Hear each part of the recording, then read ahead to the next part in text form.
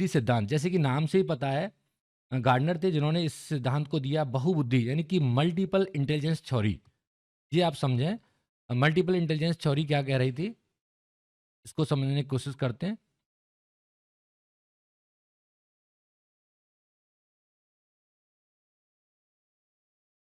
बहुबुद्धि यानी कि multiple intelligence, यानी अब तक क्या माना जा रहा था, पहले क्या माना जाता था, जब तक इन्होंने अपनी ये इन्वेंशन नहीं की थी, ये खोज नहीं की थी, मतलब साइकोलॉजिस्ट फॉर्म में, तब तक ये मानते थे हम बुद्धि का जो स्वरूप था उसको हम एकाकी यानी सिंगुलर मानते थे, सिंगल उसके फैक्टर्स मानते थे कि कुछ ही फैक्टर्स हैं जो बुद्धि जिनके द्वारा निर्मित हो रही है, या जो उसके फैक्टर हो सकते हैं, यानी बुद्धि का स्वरूप जो एकाकी माना जाता था अक्सर जनरली। लेकिन इन्होंने फर्स्ट टाइम बताया कि ये बुद्धि का स्वरूप एकाकी नहीं है, ये बहुकारकी है, मल्टी फैक्टर्स है, यानी बहुत सी चीजें हैं जिनके द्वारा कंप्लीट हमारा बुद्धि जो है उसका विकास हो रहा है। अब जैसे कि अब पिक्चर में भी आप देख पा रहे होंगे, इस पिक्चर में आप समझने की कोशिश करिए पूरी पिक्चर को, तो यहाँ पर एक कंप्लीट एक तरह से उसका मतलब जो इनकी थ्योरी का पूरा कंप्लीट एक तरह से यहाँ एक्सप्रेशन है, आप देखेंगे उसको, यहाँ पर मस्तिष्क के नॉर्मल अपने विषय में विचार करते हुए व्यक्ति बैठा है, यहाँ पर एक मतलब दौड़ता हुआ कोई व्यक्ति आपको दिख रहा है, यहाँ पर मैथमेटिकल कुछ पार्ट दिख रहे हैं आपको, यहाँ पे दौड़ता हुआ दिख रहा है, यहाँ पर कुछ अपने आप में ही विचार करते हुए दिख रहा है, यहाँ पर कुछ आपको तारे की यानी कि जो सप्तऋषि मंडल का वो तारे का फ्रेम होता है उसका कोई पिक्चर दिख रहा है आपको, यहाँ पर ब्रेन में अपने में ही विचार करता हुआ दिख रहा है, यहाँ पर खेलता हुआ, यहाँ पर एक संगीत का कुछ उस दिख रहा है, यहाँ मैथमेटिकल फॉर्मुलेशन हो रहा है। अब देखें यानी ओवरऑल इसमें अब ये सब टाइप्स की जो इनकी 9 टाइप ऑफ इंटेलिजेंस है, एक तरह से उनका सबका कंप्लीट समाहित पिक्चर आपको यहाँ पर एक तरह से दिख रही है। मतलब इतनी सब चीज़ें हमारे अंदर कैसे डेवलप हो रही होती हैं।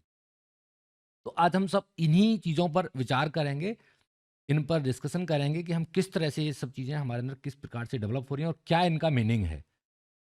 चलिए शुरुआत करते हैं आगे।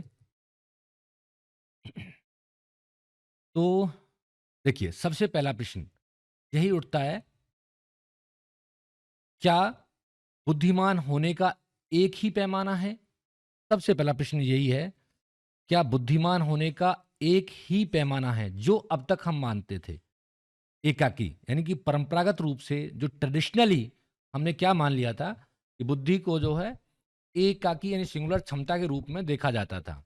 एकाकी सिंगुलर क्षमता के रूप में हम उसको देखते थे कि यानी एक चीज है जो बुद्धि को बढ़ा रही है, यानी उसी को उसका पैमाना हम लेके चलते थे और वो था क्या उसको समझते हैं।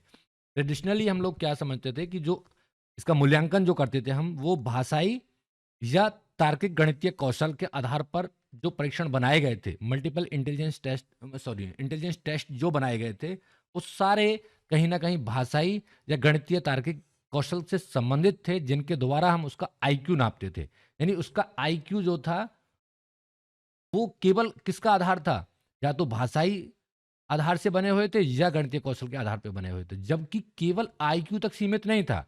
यानी उस वो हम उसको आईक्यू तक सीमित लेकर के चल रहे थे, जबकि ह्यूमन बीइंग जो था वो उससे भी बियॉन्ड था, उससे भी अलग बहुत सी चीजें थी जो उस आईक्यू से भी डिफरेंट थी।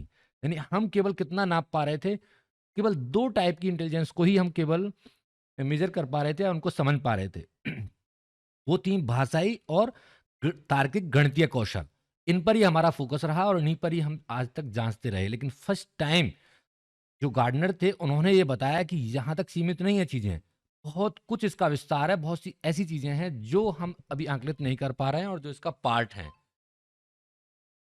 तो यानी कि ट्रेडिशनल रूप से हम क्या नाप रहे थे, यहाँ पे देख रहे थे अपने सारे टेस्ट में भाषाई और तार्किक गणितीय कौशल को हम समझने की कोशिश कर रहे थे।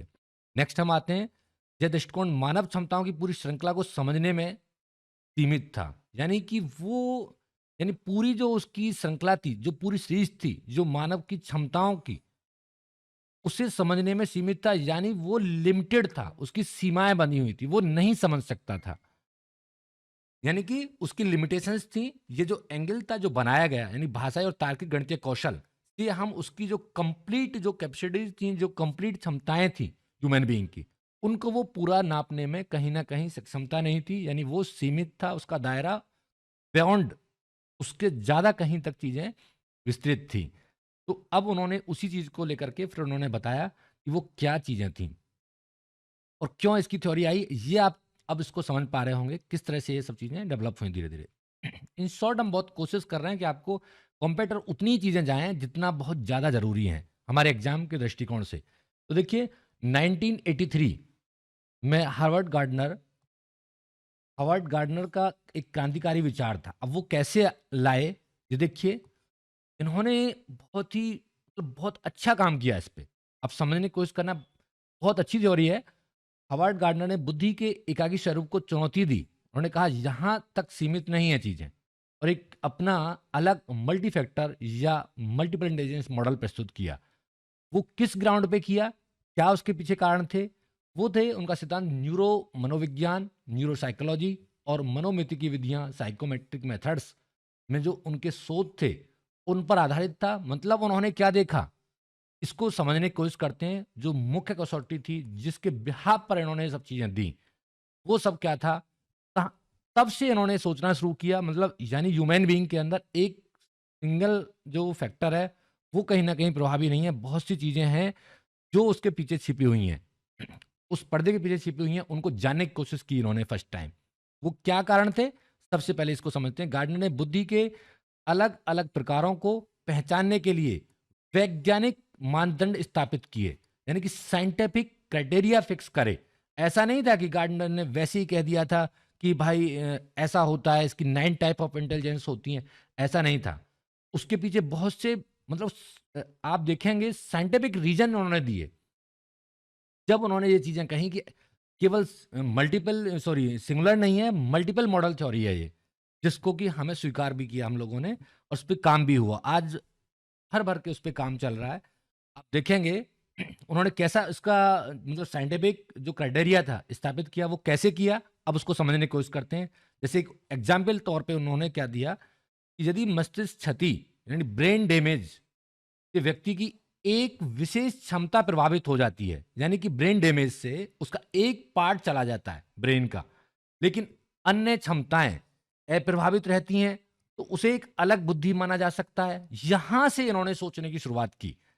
यानी इन्होंने सबसे पहले, यदि मैं और थोड़ा सा डीप में लेके जाऊं, मैं जाना नहीं चाहता हूं ज्यादा डीप में इसके में, लेकिन इन शॉर्ट मैं आपको बताना चाहता हूं, जो सेरेब्रल पाल्सी से संबंधित जो बच्चे थे या अपंगता से संबंधित कुछ जो बच्चे थे या जो एक्सीडेंटल केसेस थे, उन पर इन्होंने स्टडी की।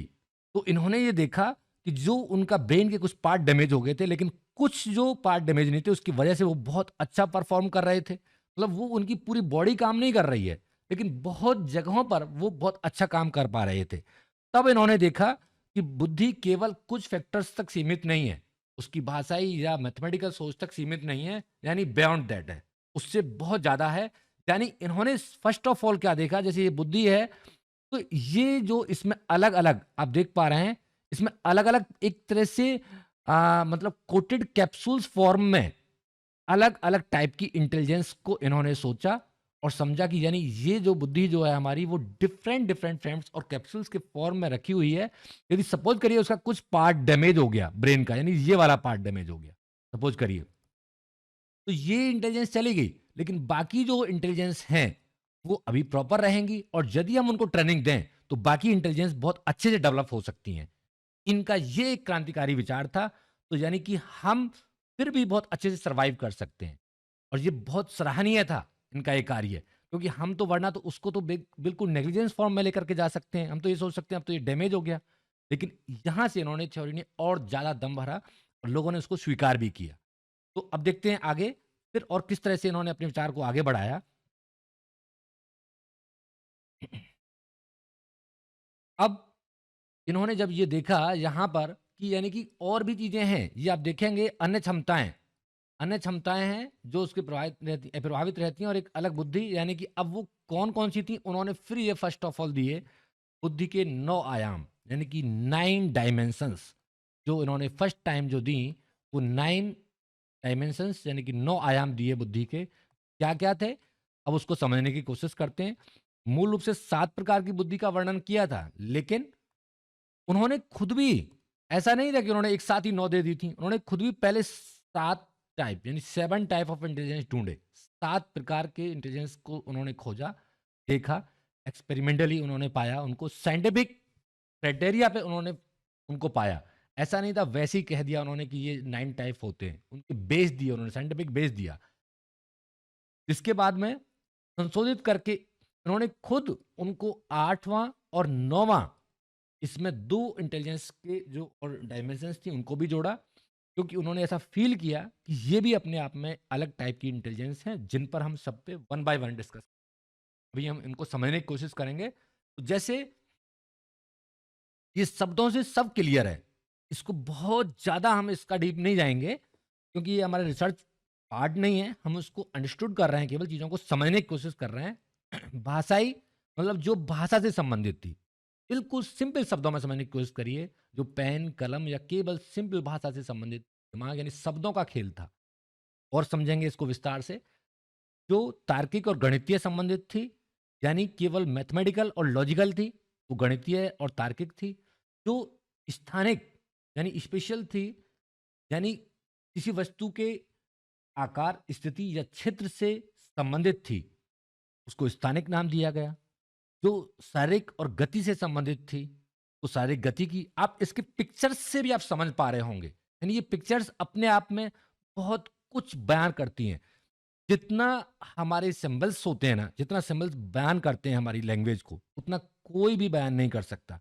आज के टाइम में आप देख रहे होंगे, थोड़ी-सी मतलब आप देखिए एक एक तो हम बोल करके किसी चीज़ को कहें और एक इमोजी हम भेज दें किसी को, तो इमोजी अपने आप में इतना बड़ा एक्सप्लेनेशन होता है, इतनी बड़ी लैंग्वेज होती है कि आपने यदि एक तो सिंपल चीज़ है कि हमने उसको शारीरिक गति की बोला, तो हमने बाउंड कर दिया उसको।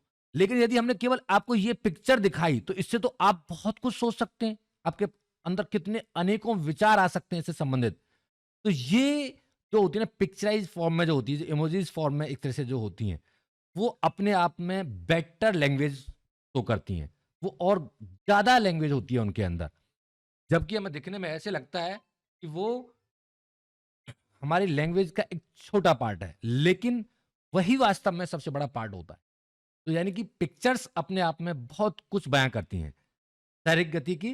तो मैं क्यों कह रहा हूँ इस चीज़ को, क्योंकि जो एक पिक्चर फॉर्म में आप इनको देख रहे हैं, तो इससे आपकी इमेजिनेशन बहुत ज़्यादा शब्दों के साथ स्ट्रांगली जुड़ जाएगी।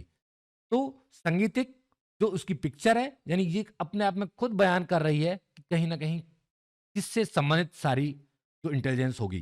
संगीतिक, प्रकृतिवादी यानी ये पत्ता आपको बता रहा है कि नेचर के हम कितने करीब हैं। नेचर से जुड़ी हुई जो इंटेलिजेंस है, वो है जहाँ पर अंतराव्यक्तिक यानी मनुष्य का स्वयं के अंदर ही मस्तिष्क में अपने लिए ही विचार, अंतराव्यक्तिक, खुद के अंदर ही विचार, खुद की चीज़ों के लिए ही सोचना, खुद के बारे में ही सोचना।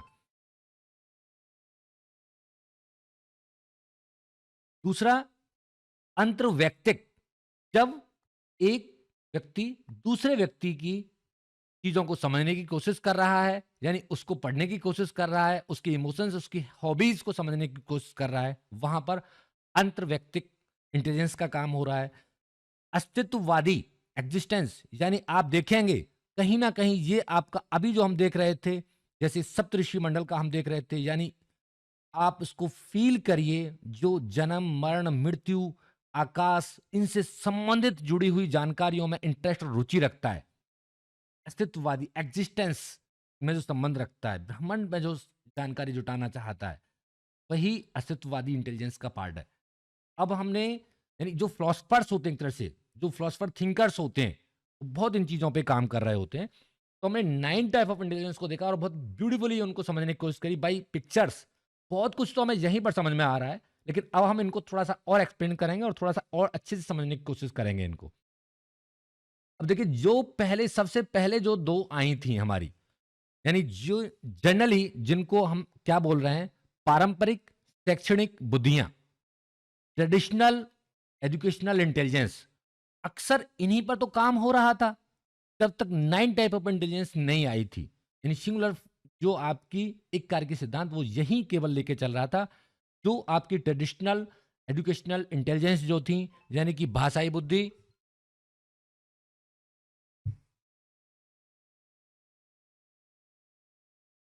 एक सेकंड।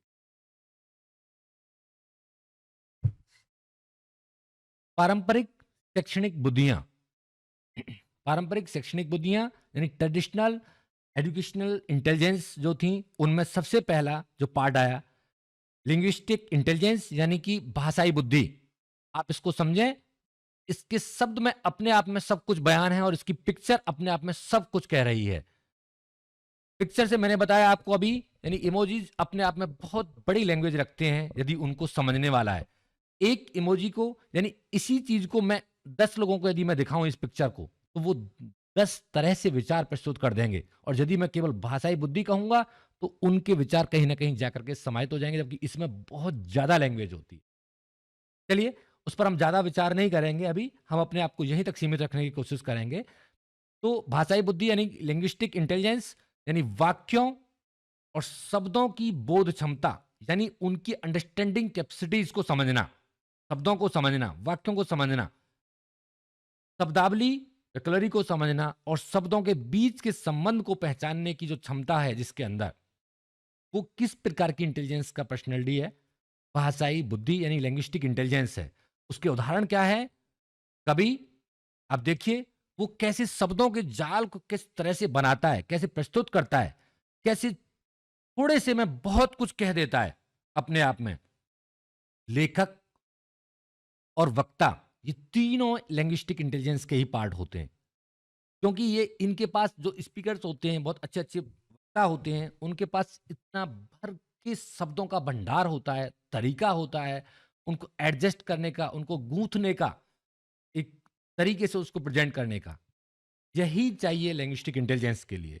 दूसरी टाइप की इंटेलिजेंस तार्किक गणितीय बुद्धि, लॉजिकल मैथमेटिकल इंटेलिजेंस। इसके अंदर तर्क करने, गणितीय समस्याओं को हल करने और अंकों के क्रम में संबंधों को पहचानने की क्षमता लॉजिकल मैथमेटिकल इंटेलिजेंस के अंदर होगी।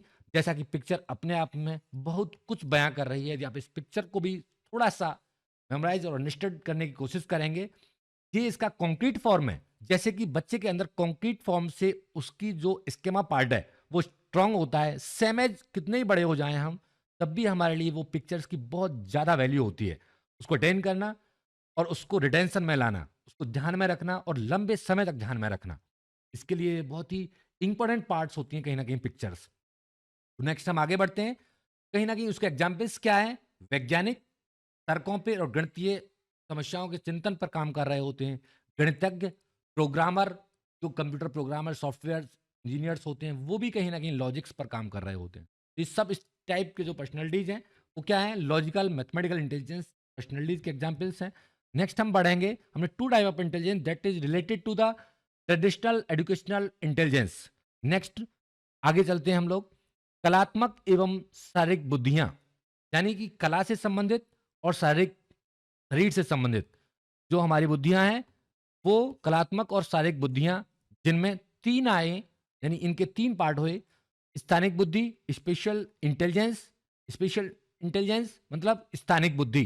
स्थानिक मतलब, स्थानिक का अपने आप में एक शब्द है जिसका मतलब है किसी वस्तु के आ, आकार, स्थिति और क्षेत्र से संबंधित, किसी वस्तु के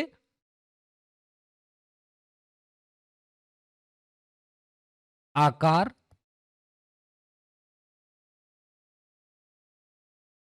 स्थिति है, क्षेत्र।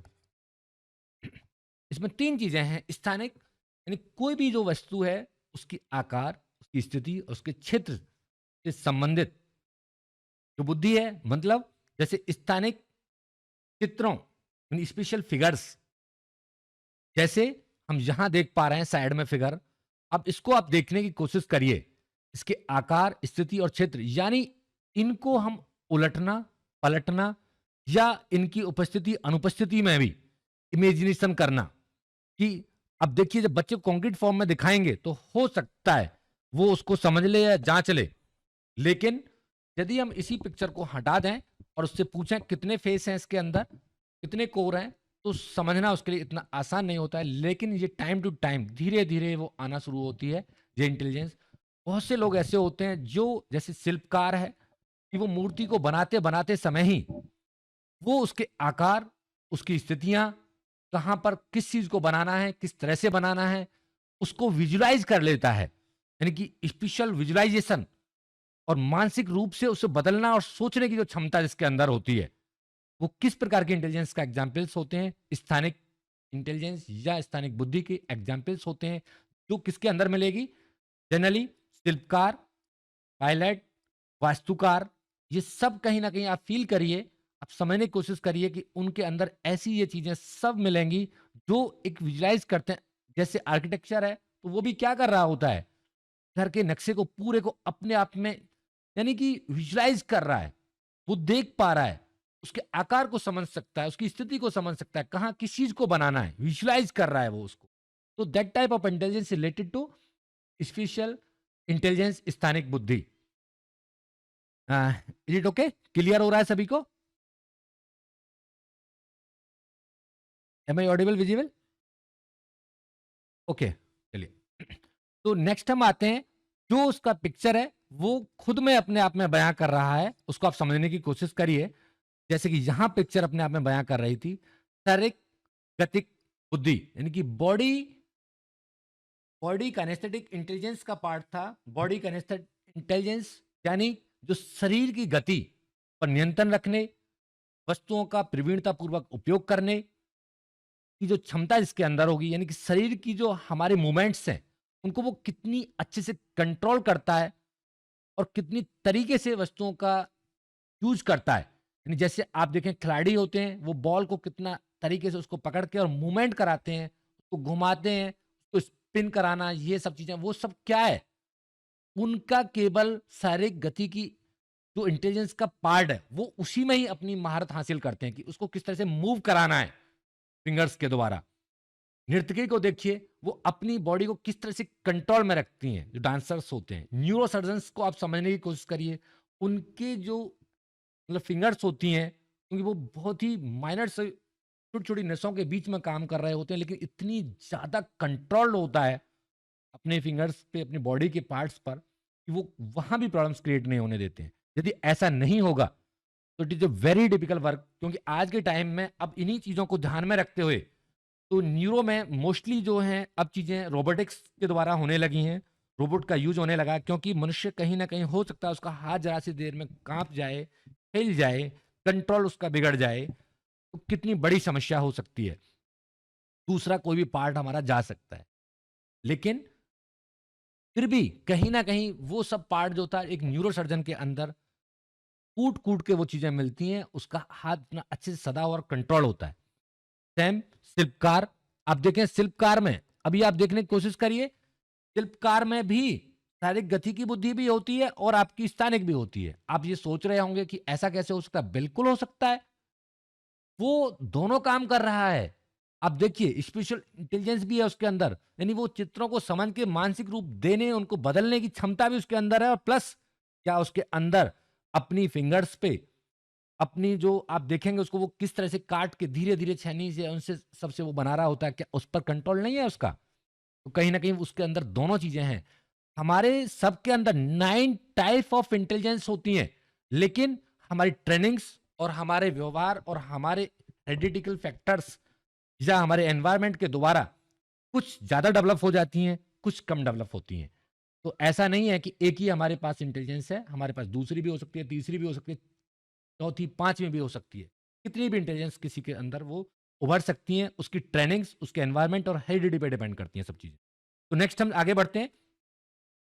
नेक्स्ट टाइप है जो कलात्मक और शारीरिक बुद्धि का है, संगीतिक बुद्धि, म्यूजिकल इंटेलिजेंस, यानी कि जो तारतम्य यानी पिच और लय, रिदम को सही ढंग से समझने और संगीतिक निपुणता यानी कि आपका म्यूजिकल कॉम्पिटेंसी विकसित करने की क्षमता रखता है। उसमें किस तरह की बुद्धि मिलेगी हमारी? सांगीतिक बुद्धि, जो कि पिक्चर अपने आप में खुद बयां कर रही है उस चीज को, यानी संगीतकार, गायक। आप ये देखें म्यूजिशियंस जो होते हैं या जो गायक होते सिंगर्स होते हैं, वो कितना उसकी छोटी-छोटी उसकी यानी पिच और रिदम को समझने की कोशिश करते हैं। हम लोग नहीं समझ पाएँगे उनको इतनी आसानी से। वो गॉड गिफ्टेड भी होती हैं कुछ हमारी चीज़ें, म्यूजिकल इंटेलिजेंस जैसे। सब सब नहीं बन सकते। किसान के बेटे को यदि आप उसको बिना आप समझाए भी, वो खुद ही खुद बेखुद, यानी कि प्रकृति प्रेमी होगा, वो उसके कार्यों को अपने आप समझ जाएगा। ऐसे ही यदि कोई डॉक्टर है, उसके बेटे को यदि देखें या बेटी को देखें, वो जनरली उसके अंदर कुछ ना कुछ हेरिडिटिकली वो चीज़ें आ जाती हैं। तो ये जो हैं निपुणताएँ हैं, ऐसा नहीं है कि केवल हम उसको ट्रेनिंग से ही सब कुछ दे सकते हैं, नहीं, हेरिडिटिकली भी कहीं न कहीं इम्पैक्ट करती हैं चीज़ें। खैर, नेक्स्ट हम इतना डीप में नहीं जाएँगे उनके में, समय का भी ध्यान रखेंगे ताकि आप लोगों को दोनों चीज़ें मैं बता पाऊँ आज। तो नेक्स्ट, व्यक्तिगत बुद्धियाँ, अगला पार्ट आया, यानी स्वयं को और दूसरों को समझना। ये बहुत, बहुत अच्छा एग्ज़ाम्पल है और मैं समझता हूँ ये हम सबके अंदर ये इस तरह की इंटेलिजेंस होना चाहिए। कोई हो या ना हो, लेकिन ये ज़रूर हो हमारे अंदर। देखिए, अंतर्वैयक्तिक बुद्धि, यानी आप देखें ये पिक्चर अपने आप में कह रही है, यानी वो अंदर उसके ब्रेन के अंदर ही सोचने की क्षमता, उसको खुद से प्यार कर रहा है, खुद से समझने की कोशिश कर रहा है। अंतर्वैयक्तिक बुद्धि, इंट्रापर्सनल इंटेलिजेंस, इसे व्यक्तिगत आत्मन बुद्धि भी कहा जाता है। व्यक्तिगत आत्मन यानी स्वयं के अंदर झांकना, स्वयं के अंदर देखना, यानी अपने भावों और संवेगों को मॉनिटर करने, अपने भावों को, अपने इमोशंस को मॉनिटर करने, उनमें विभेद करने और उस जानकारी का उपयोग व्यवहार को निर्देशित करने की क्षमता।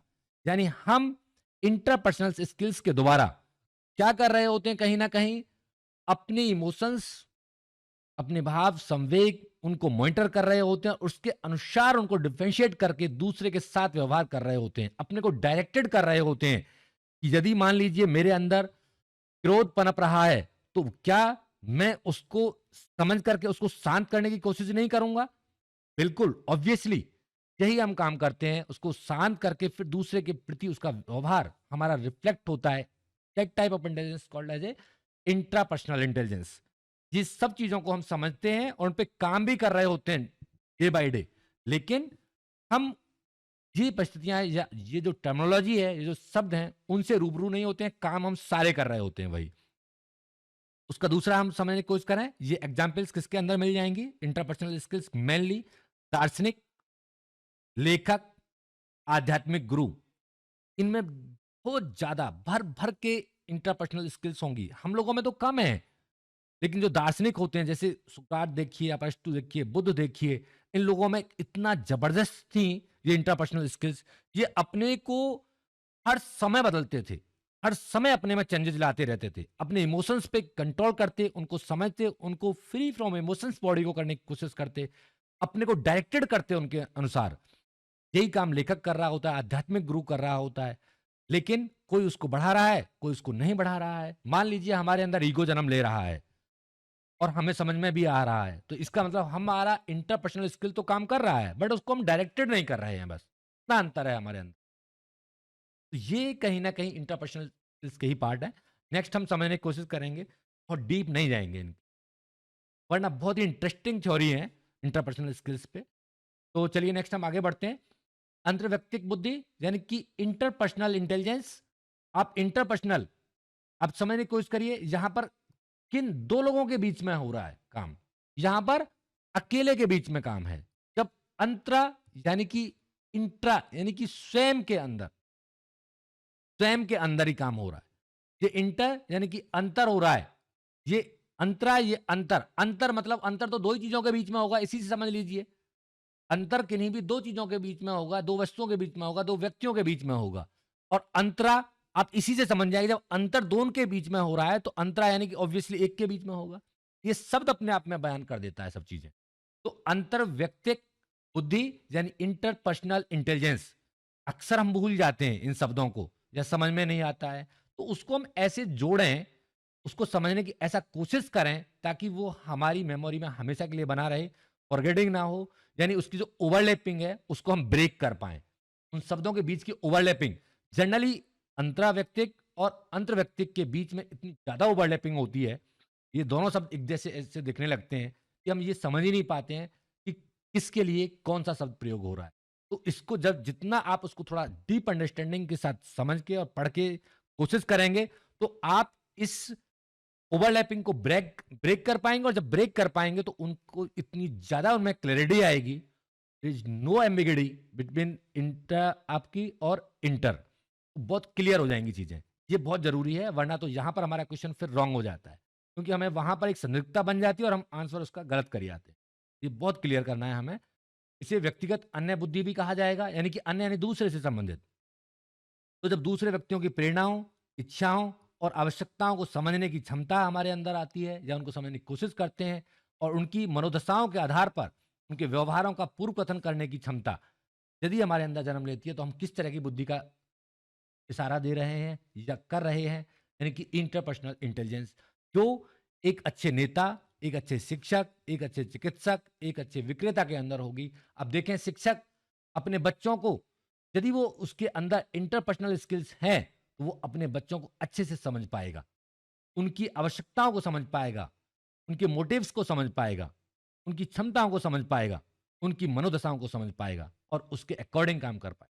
एक अच्छा नेता यदि अपनी प्रजा के समस्याओं को समझने की कोशिश करेगा, तो अच्छा नेता होगा और उसकी जो मनोदशा को समझ के उसका सुधार करने की कोशिश करेगा।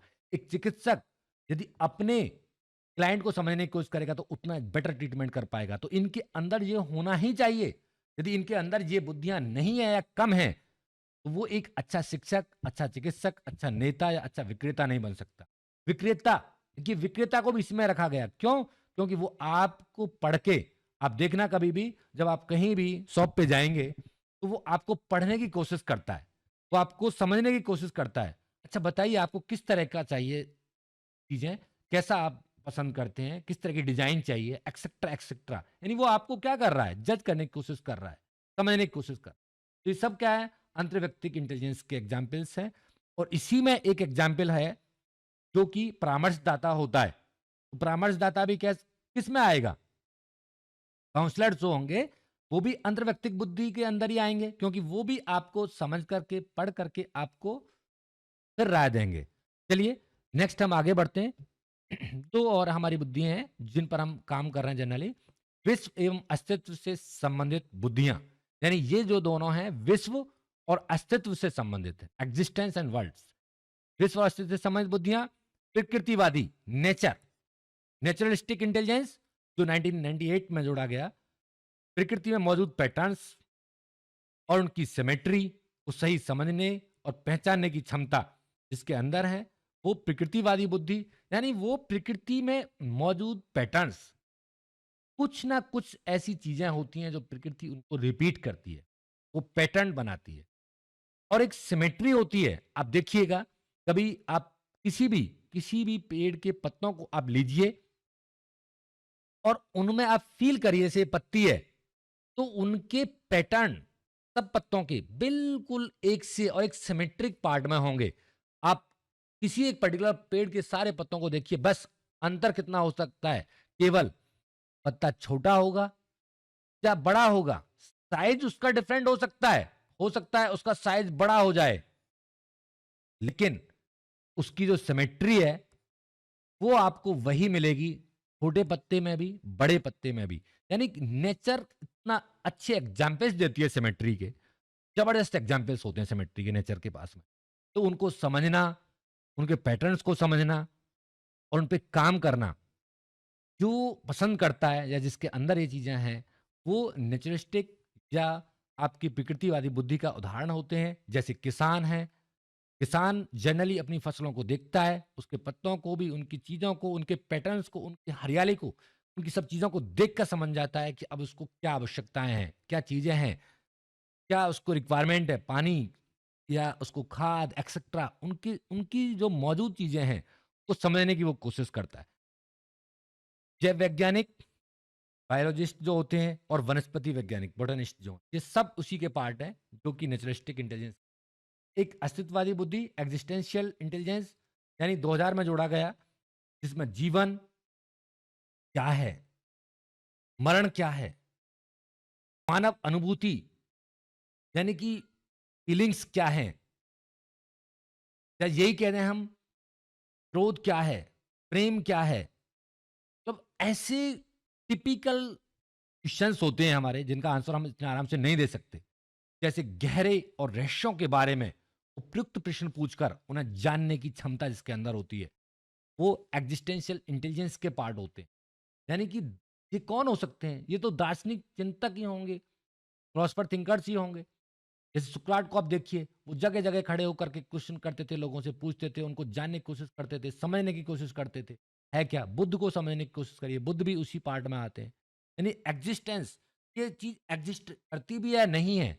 करती है तो क्यों? कैसे? क्या है ये? ऐसे प्रश्नों के जवाब ढूँढने की जो कोशिश करते हैं, उनके अंदर किस प्रकार की इंटेलिजेंस होगी? एग्जिस्टेंस इंटेलिजेंस, अस्तित्ववादी बुद्धि। तो अभी हमने 9 टाइप ऑफ इंटेलिजेंस को समझने की कोशिश की, जो बहुत ज़्यादा इंपॉर्टेंट है हमारे लिए। हर पेपर में हमें कम से कम 1 से 2 क्वेश्चन ऑलमोस्ट हमें मिल जाते हैं, 1 से 2 क्वेश्चन। उसका 3 भी मिल जाएँ कभी-कभी आपको। और जनरल क्वेश्चन है, कुछ भी नहीं है। इसकी आप बस केवल इसके एग्ज़ाम्पल को आप इन डेफिनिशंस को आप थोड़ा-सा भी समझे होंगे, तो मुझे लगता है, मुझे पूरी उम्मीद है कि उसका प्रश्न का आप आंसर बहुत आराम से दे पाएँगे। तो नेक्स्ट हम आगे बढ़ते हैं। तो यानी हमने क्या समझा कि बुद्धि किस तरह से है? बुद्धि एक ऑर्केस्ट्रा की तरह है। कोई एक एकल वाद्य यंत्र नहीं है, कि उसमें एक चीज़ नहीं है केवल। मैं ऑर्केस्ट्रा की तरह, यानी कि आप देखिए जैसे ऑर्केस्ट्रा से डिफरेंट-डिफरेंट वेव्स हमारी निकल रही हैं, तो वैसे बुद्धि से क्या है, अलग-अलग जो है, जैसे वेव्स फॉर्म में निकल रहा होता है। मतलब अलग-अलग टाइप ऑफ इंटेलिजेंस है बुद्धि के। मल्टीपल इंटेलिजेंस इस तरह से बोला। उन्होंने बताया भी उसको, फिर उन्होंने बताया कि बुद्धि एक सिंपल फैक्टर नहीं है। That's like an orchestra. कोई अकेला वाद्य यंत्र नहीं है, एक ही तरह की ध्वनि नहीं निकालेगा वो। उसमें डिफरेंट टाइप्स के सुर निकलेंगे, अलग-अलग चीज़ें होंगी। वही है बुद्धि। तो अद्वितीय मिश्रण है। अद्वितीय मिश्रण यानी यूनिक मिक्सचर। जैसे प्रत्येक व्यक्ति में सभी 9 बुद्धियाँ होती हैं, लेकिन आनुवांशिकता और प्रशिक्षण के कारण किसी में कोई बुद्धि अधिक विकसित हो जाती है। ये मैंने अभी डिस्कस किया। किसी में कोई बुद्धि बढ़ सकती है, कोई मैथमेटिकल थिंकर हो सकता है, कोई फिलॉसफर हो सकता है, कोई नेचरिस्टिक हो सकता है, कोई काइनेस्टिक बॉडी में हो सकती है, उसकी शारीरिक गतिकी हो सकती है, कोई स्पेशल हो सकता है। डिफरेंट टाइप ऑफ बुद्धि जो हैं वो डिफरेंट तरह से लोगों में बढ़ सकती हैं, और उनकी ट्रेनिंग पे डिपेंड करती है, किस फील्ड में ट्रेनिंग ले। दूसरा, ये सभी बुद्धियां एक दूसरे के साथ अंतक्रिया करती हैं। ऐसा नहीं है कि ये बिल्कुल एक दूसरे से अलग हैं। That are interrelated. यानी कहीं ना कहीं मैथमेटिकल इंटेलिजेंस स्पेशल इंटेलिजेंस को कनेक्ट करेगी। क्यों? आप समझने की कोशिश करिए। क्या आर्किटेक्चर के लिए गणितज्ञ होना अच्छा जरूरी नहीं है क्या? उसके अंदर मैथमेटिकल लॉजिकल थिंकिंग होना ज़रूरी नहीं है क्या? बिल्कुल। यदि वो अच्छा मैथमेटिकल थिंकर्स है, यानी कि लॉजिकल थिंकिंग उसके पास है, तो वो उतना ही अच्छा स्पिरिचुअल इंटेलिजेंस भी रखता हुआ होगा कहीं। तो यानी एक-दूसरे से जुड़ी हुई भी कहीं न कहीं होती हैं ये। लेकिन फिर भी प्रत्येक इंटेलिजेंस जो बुद्धि है, एक अर्ध स्वायत्त तंत्र के रूप में कार्य करती है। Semi autonomous system. Semi autonomous system मतलब यानी अपने आप में वो पूर्ण भी होता है, लेकिन उसको किसी दूसरे का सहारा भी चाहिए। इसलिए वो इंटर कनेक्टेड होती हैं। अपने आप में पूर्णता है उनकी, लेकिन कहते हैं ना, जब किसी के बिना कोई पूरा नहीं है, तो वो वाली स्थिति इनकी होती है। सारी इंटेलिजेंस कंप्लीट तब मानी जाएंगी। वो सेमी ऑटोनॉमस तो हैं, अर्ध स्वायत्त तो वह हैं, लेकिन कंप्लीट नहीं है। यानी कहीं ना कहीं उनका बड़ा लेवल जो है दूसरी चीजों से पूरा होता है। कुछ चीजें अपने आप में होती हैं, लेकिन कुछ चीजें उनको अलग से लेनी पड़ती हैं अपने को कंप्लीट करने के लिए। That's why semi autonomous system होता है सारी इंटेलिजेंस में। नेक्स्ट हम आते हैं पृथक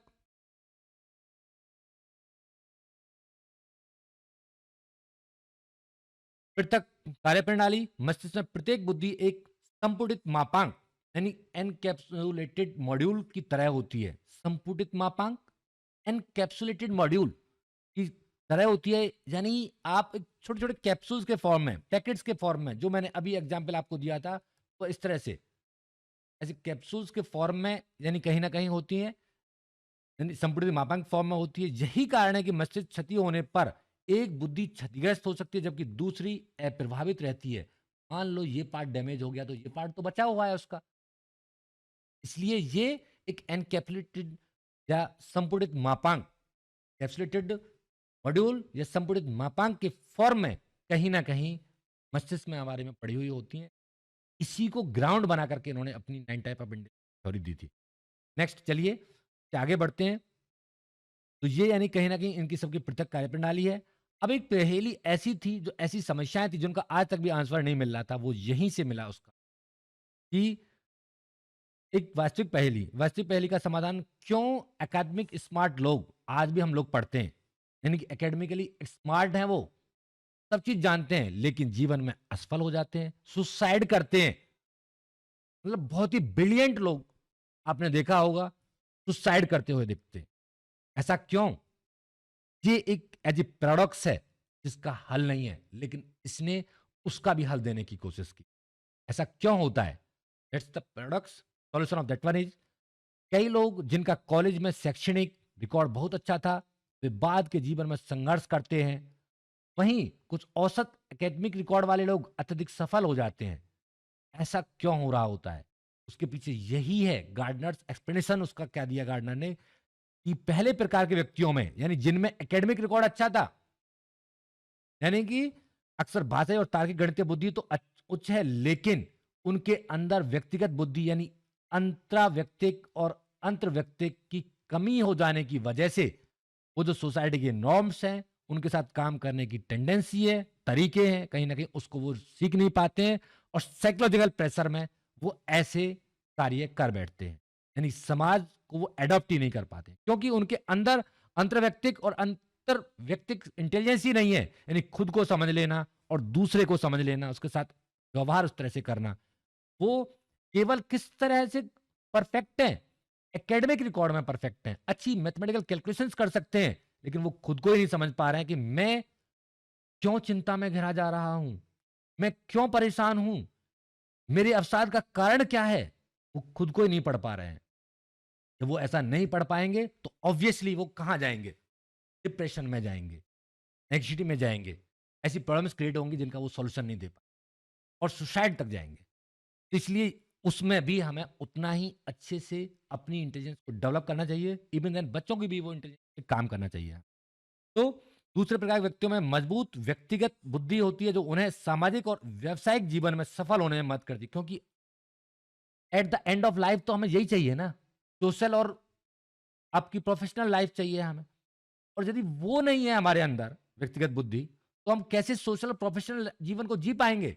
हम तो रोजाना बॉस से लड़ाई करेंगे। अब ये एक तो कितनी व्यवहारिक कुशलता है इसकी, सबके साथ में आप देखिए इस पिक्चर को, सबके साथ में कितना अच्छे से घुल मिल करके, इसके पास मैथमेटिकल इंटेलिजेंस कम भी है ना, तो भी ये अच्छा काम कर पा रहा है घुल मिल करके, इसका व्यवहार। और एक इस व्यक्ति को आप देख लीजिए, इसके पास सारी डिग्रियां लगी पड़ी हैं, लेकिन फिर भी उसका मस्तिष्क क्या सोच रहा है, कितना चिंतित है। अब यही डिफरेंस है बस। इसलिए इन दोनों चीजों को भी डेवलप करना बहुत जरूरी है, इसीलिए इस पर काम किया जा रहा है। चलिए नेक्स्ट एंड लास्ट हम तरफ बढ़ते हैं कि इसकी शैक्षिक उपयोगिताएं क्या हैं। सबसे पहला, यानी एजुकेशन इंप्लीमेंटेशन क्या है इसकी, पाठ्यक्रम को नया आकार देना, यानी क्यूरिकुलम को जो अब तक हम मानते थे, उसको एक नया फ्रेम देना, नया आकार देना। कहीं इसकी आवश्यकता हमें महसूस हुई जब ये इंटेलिजेंस आई। कैसे? यानी कोर आइडिया क्या था उसके पीछे, क्यूरिकुलम डिफरेंस देना या क्यूरिकुलम को डिफरेंट टाइप का उसका आकार देना, तो पीछे सबसे बड़ा कारण क्या था? यह सिद्धांत उन क्षेत्रों पर ध्यान केंद्रित करने के लिए प्रेरित करता है जिस पर पारंपरिक रूप से कम बल दिया जाता है, यानी जिनको हम सोच ही नहीं रहे थे। यानी कहीं ना कहीं म्यूजिक की तरफ हमारा ध्यान ही नहीं था, कहीं ना कहीं शारीरिक गति की जो उसका खेल की तरफ हमारा ध्यान ही नहीं था, कहीं ना कहीं प्रकृतिवादी होने की तरफ हमारा ध्यान ही नहीं था, एग्जिस्टेंशियल जो इंटेलिजेंस की तरफ ध्यान ही नहीं था। उनको तो हम बेकार मान रहे थे। हम केवल किसको मान रहे थे? केवल जो भाषाई और तर्कीय गणितीय क्षमताओं में उच्चतम था, अच्छा था, उसी को हम सही मान रहे थे, जबकि वो अन्य चीजें भी बहुत ज्यादा इंपॉर्टेंट थी जिन पर हमारा ध्यान ही नहीं था। हम अभी बात कर रहे थे कि कैसे शैक्षिक उपयोगिता, यानी कि फर्स्ट, यानी कि क्यूरिकुलम में को कैसे इसने एक नया आकार दिया। तो कोर आइडिया इसके पीछे क्या था? यानी कि ये ध्यान केंद्रित कर रहा था उन चीजों की तरफ जिन पर हम ट्रेडिशनली रूप से हम बल नहीं देते थे या हमको मानते नहीं थे सही। यानी हम केवल उसकी मैथमेटिकल या लैंग्विस्टिक इंटेलिजेंस को ही पार्ट मानते थे, यानी कि जो भाषा है गणित में स्ट्रांग है, उसी को हम मानते थे कि वही सबसे अच्छा व्यक्ति है और सबसे अच्छा बच्चा है। जबकि जो खेल में अन्य तरीके से म्यूजिशियन उस फॉर्म में, यानी संगीत में किसी भी रूप में अन्य अच्छा कार्य कर रहा होता था, उसको हम कहीं ना कहीं कमजोर मान के चलते थे या उसको सही नहीं मानते थे, या यानी कि उसको हम कम ध्यान केंद्रित करते थे। लेकिन आज का समय बदल चुका है। अब आप देखेंगे तो अब जो बच्चे अच्छा संगीत में कर रहे हैं, खेल में कर रहे हैं, उनको भी उतना ही इम्पोर्टेंस मिल रही है और वो और भी ज़्यादा परफ़ॉर्म कर रहे हैं और ज़्यादा आगे भी निकल रहे हैं, जो एकेडमिक होते हैं। तो शैक्षणिक केवल उपलब्धियों के आधार पर जो चल रहे हैं, उनसे भी ज़्यादा उनकी सोर्स ऑफ इनकम भी है, अच्छे कार्य हैं और अच्छी परफ़ॉर्मेंस है, नेम एंड फेम है। तो अब उन पे फ़ोकस होने लगा, पहले नहीं था। अब स्कूल्स भी उन पे बहुत ज़्यादा फ़ोकस कर रहे हैं। इसीलिए हमारे पाठ्यक्रम में, हमारे करिकुलम में एक्स्ट्रा करिकुलम एक्टिविटीज़ को स्थान दे दिया गया। यानी उनको भी कहीं न कहीं ध्यान दिया गया। उन चीज़ों पर हमारा काम शुरू हो गया। यानी प्रैक्टिकल एप्लीकेशन क्या हुई? स्कूलों और पाठ्यक्रम निर्माताओं को अब विभिन्न प्रकार की बुद्धियों को विकसित करने वाले विषयों को शामिल करने के लिए प्रोत्साहित किया गया। यानी कि जो अन्य बुद्धियां थीं जिनको वो विकसित कर रहे थे, उन विषयों पे भी ध्यान दिया गया और उन पर विकसित करने के लिए हम लोगों ने सोचना शुरू किया। तो पाठ्यक्रम में क्या चीजें शामिल हुई? यानी कल्पनात्मक लेखन, इमेजिनेटिंग राइटिंग, जो आपने अक्सर देखा होगा किताबों में पीछे अब एक सेक्शन आने लगा है ये कल्पनात्मक लेखन का। आप लोगों ने फ़ील किया होगा, उसमें सबसे लास्ट में कल्पनात्मक लेखन या उस पर एक कहानी लिखवाता है या कुछ भी राइटिंग करने के लिए वो देता है। इससे क्या हो रहा है? कहीं न कहीं कल्पनात्मक लेखन से कौन-सी इंटेलिजेंस डेवलप हो रही है? उसकी स्पेशल जो इंटेलिजेंस है, यानी कि उसकी स्थानिक बुद्धि जो है कहीं न कहीं वो विकसित हो रही होती है। उस पर काम किया गया। दृष्टिकला यानी विजुअल आर्ट्स पे काम किया गया। स्वरलिपि यानी म्यूज़िकल नोटेशंस पे काम किया गया। इनको भी एज़ ए एग्ज़ाम्पल्स के फॉर्म में उनमें जोड़ दिया गया और उन पे काम शुरू किया गया। यानी पाठ्यक्रम का अब ये हिस्सा बन चुकी थी ये सब चीज़ें। इमेजिनेटिंग राइटिंग, कहीं न कहीं विजुअल आर्ट्स, जिन पर हम कभी न कहीं काम ही नहीं कर रहे थे या उनको हमने बिल्कुल रिजेक्ट सा कर दिया। और आपका म्यूज़िकल नोटेशंस, तो ये उसका एक पाठ्यक्रम के कहीं न कहीं भाग बन गए थे, जब ये मल्टीपल इंटेलिजेंस थ्योरी आई। नेक्स्ट, दूसरा क्या मिला हमें इससे? उपयोगिता नंबर 2 क्या मिली हमें? यानी कि इंस्ट्रक्शंस, निर्देश को व्यक्तिगत बनाना। इंस्ट्रक्शंस को व्यक्तिगत बनाना। क्यों? क्योंकि हर एक व्यक्ति की अपनी इंटेलिजेंस, अपना तरीका है सोचने का। यानी कोर आइडिया क्या था इसके पीछे? शिक्षकों को विभिन्न बुद्धियों के अनुरूप ज्ञान विकसित करने के लिए विशेष निर्देश, इंस्ट्रक्शंस नियोजित करने के लिए प्रेरित किया जाता है। अक्सर हमें क्यों ट्रेनिंग्स इतनी दी जाती हैं? बार-बार क्यों इतनी चीज़ें सिखाई जाती हैं? क्योंकि ये आज की आवश्यकता है। क्योंकि अलग-अलग तरह की बुद्धियों के बच्चे अलग-अलग तरह से, अलग-अलग एनवायरनमेंट से, सब जगह-जगह से, तो कहीं न कहीं अलग-अलग कल्चर से वो आ रहे हैं, तो उनको सबको समझना, उनको इस तरह से इंस्ट्रक्ट करना, ये हमारी कहीं न कहीं आवश्यकता के आधार पर इन चीज़ों को कहीं न कहीं शामिल किया गया। आप पिक्चर में देख रहे होंगे, ये कुछ अलग तरह से सोच रही हैं, ये कुछ अलग तरह से, ये इनका कुछ अलग विचार है और टीचर उनको सबका एक समाहित रूप से समझने की कोशिश कर रहे हैं। यानी कि लक्ष्य क्या था इसके पीछे? अंतर्व्यक्तिक बुद्धि विकसित करना, इंटरपर्सनल स्किल्स को डेवलप करना, यानी ताकि वो इनको समझ पाएँ, वो टीचर। बच्चे भी आपस में उन चीज़ों को समझना शुरू करें। दूसरा, निर्देशात्मक रणनीति, निर्देश इस बिंदु पर केंद्रित होना चाहिए, किस तरह से साथी संगी, क्रॉस उम्र या सहयोगी अधिगम का उपयोग करके छात्रों के अंतर सक्रिय कौशल, इंटरैक्टिव स्किल्स को विकसित किया जा सकता है। ये भी कहीं न कहीं इसका हिस्सा बन चुके थे। यानी कि इंस्ट्रक्शन जो थी हमारी व्यक्तिगत बनाना, उनको इंडिविजुअल बनाना, उनको समझाना, उन चीज़ों के पीछे कारणों को समझना, ये कहीं न कहीं इसका भाग बन गए थे। इसकी इम्प्लीमेंटेशन जो थी, एजुकेशन इम्प्लीमेंटेशन, ये सेकंड बन गई। नेक्स्ट, इस तरह से यदि हम देखें तो इस सिद्धांत की यदि विवेचना कहीं न कहीं रही, तो एक संतुलित दृष्टिकोण आया। इसमें 2 चीज़ें हमारी आईं, यानी इसकी यदि विवेचना करें गुण और दोष के आधार पर, तो ये हम समझेंगे कि मुख्य योगदान क्या था? मेन कंट्रीब्यूशन, यानी इस सिद्धांत का सबसे बड़ा प्रभाव था कि इसने बुद्धि की परिभाषा को पारंपरिक बुद्धि परीक्षणों द्वारा मापे जाने वाले शाब्दिक और परिमाणात्मक कौशलों से आगे बढ़ाया। सबसे बड़ा मेन कंट्रीब्यूशन तो यही था, जो हम केवल कहाँ तक माने हुए थे उनको ट्रेडिशनल फॉर्म में शाब्दिक और परिमाणात्मक रूप से हम माने, जबकि इससे आगे लेके गया उसको। और बुद्धि का संज्ञानात्मक दृष्टिकोण हमें दिया, जिस पर हमने कॉग्निटिव पर्सपेक्टिव्स पे, जिस पर हम फोकस कर पाए और अपने करिकुलम को हमने चेंज किया, इंस्ट्रक्शन वे को चेंज किया, ताकि हम एक अच्छा पर्सनैलिटी तैयार कर सकें। आलोचनाएँ कहाँ रहीं? क्रिटिकल की आलोचना कहाँ नहीं? गार्टनर द्वारा बाद में जोड़ी गई बुद्धियाँ, यानी विशेष रूप से अस्तित्ववादी पर टीका टिप्पणी की कि ये क्या है भाई, एग्जिस्टेंस वाली, ये आपने जोड़ दी, ये क्या बुद्धि है? यानी कि जो इस पर काम कर रही थी कहीं न कहीं एग्जिस्टेंशियल जो चीज़ें थी, यानी जन्म मरण से संबंधित जो कुछ चीज़ें थी, उन पर कुछ इनकी जो एक्शन उठाए गए, लेकिन अपने आप में वो भी कहीं न कहीं पूर्ण थे। उनमें कहीं न कहीं कमियाँ नहीं थी, क्योंकि इस टाइप की इंटेलिजेंस हर एक में नहीं मिलती, कहीं न कहीं वो भी एक पार्ट था, जो उन्होंने बाद में जोड़ा था। बस इसके अलावा इनका कोई भी और विवेचना का बिंदु नहीं था। नेक्स्ट, तो इस तरह से हमने क्या निष्कर्ष निकाला और क्या समझा इस सारे में? मुख्य हमारा निष्कर्ष क्या निकला? अपनी और दूसरों की क्षमताओं को पहचानें।